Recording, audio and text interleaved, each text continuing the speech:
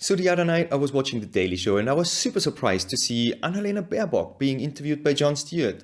You see, Annalena Baerbock used to be the German foreign minister, and me, being Austrian, well, we speak the same language, kind of, so we have a front row seat to everything that happens in the German politics. And I didn't know that she moved on to now be the president of the United Nations General Assembly. And to be honest, I never really liked her, and there is very good reasons why. In her role as a German foreign minister, working for the environmentalist Green Party, by the way, there was quite a lot of controversies around her persona.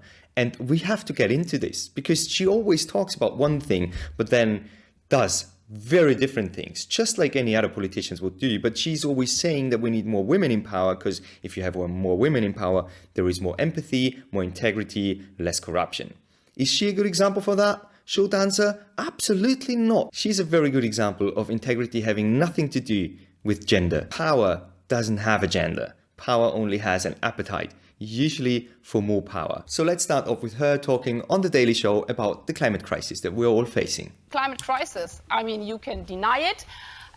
You can just pretend it's not there, but we could see all over the world the wildfires, which also do not stop at the richest neighborhoods in every country around the world, because like the pandemic and the virus, also CO2 doesn't have a passport, and it will just spread all over the world. So we can only fight it together in our own interest. That last bit, in our own interest, this is what she's actually focusing on. In her own interest. Everything she does is in her own interest. So as I told you before, she was working for the environmentalist Green Party originally. And the Green Party in Germany really is trying to cut down on combustion engines. And does so in a way that usually very much affects people who don't really have the money to afford an electric vehicle. So I'm generally not much for them. Not because I don't like the idea of taking better care of our climate, but because I don't like the idea of starting to cutting down on emissions in a way that will negatively affect the poorest of your society first. I think we should start at the very top.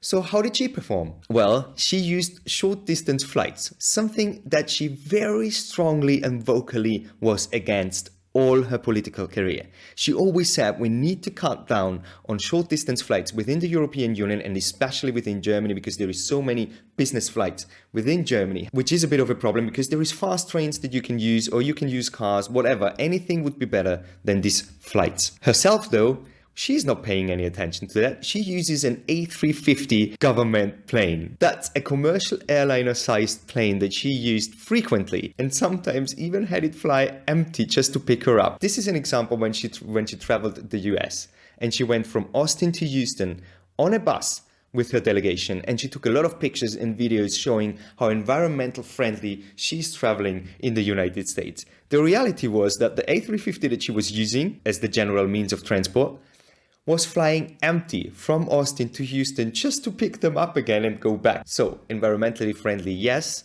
In front of the cameras, in reality, absolutely not. Also, she was a strong supporter of night flight bans in Germany to save people from the noise of night flights. But then she wanted to go to a soccer game, and she had an appointment the next day in the morning, and she used the plane again to get from one point to the other. I think 180 kilometers, something like that, like super short flight, 30 minutes, maybe 40, something like that. You could have easily used the train. There was trains specifically going for this specific soccer game. So there was options to use.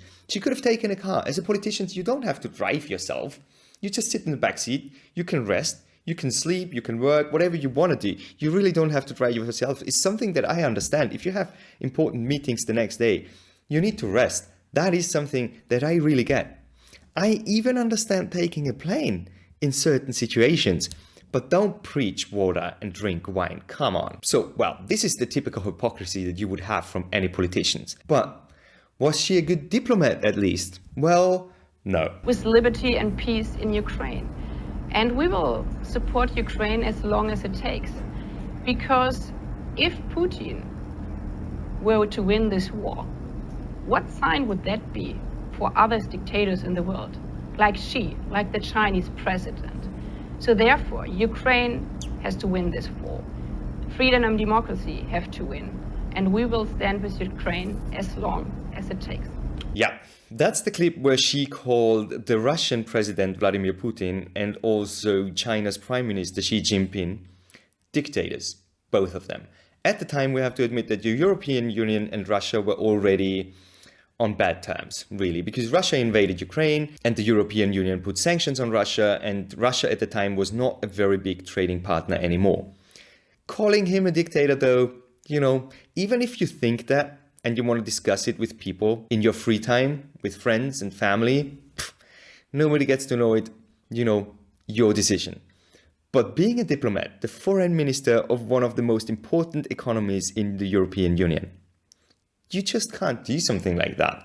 And especially not with China, where China is one of the more important trading partners that we have. Like it is for pretty much any country, because China produces pretty much everything anybody consumes. So you can imagine China was not very amused about this statement. So diplomacy, bad decisions. She was also a very vocal supporter of feminist foreign policy, but she was criticized for that as well. From Brazil to India to Southeast Asia, because they said, and let me quote this, Eurocentric, assuming that feminism means exactly what a wealthy German woman says it means. Further, she always said that we have to cut down on government costs. We are too expensive.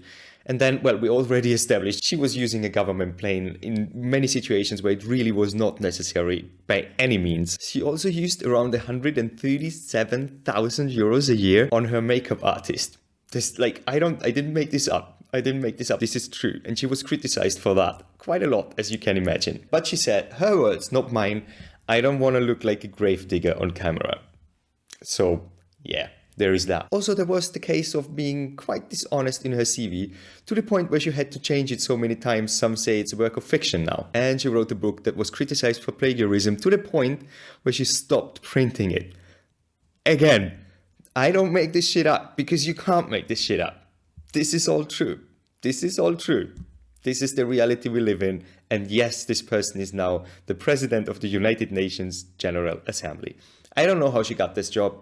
I don't think she's qualified for any of that. I don't think she's a good politician. I don't think she has ever been a good diplomat, because so many people didn't like her, and her job would have been, diplomacy, being somewhat agreeable, standing firm, but you also have to agree with other people. You have to somehow get along with other people. That is your job if you're a foreign minister. And she failed big time. So, am I trying to say that women can't do a good job in politics?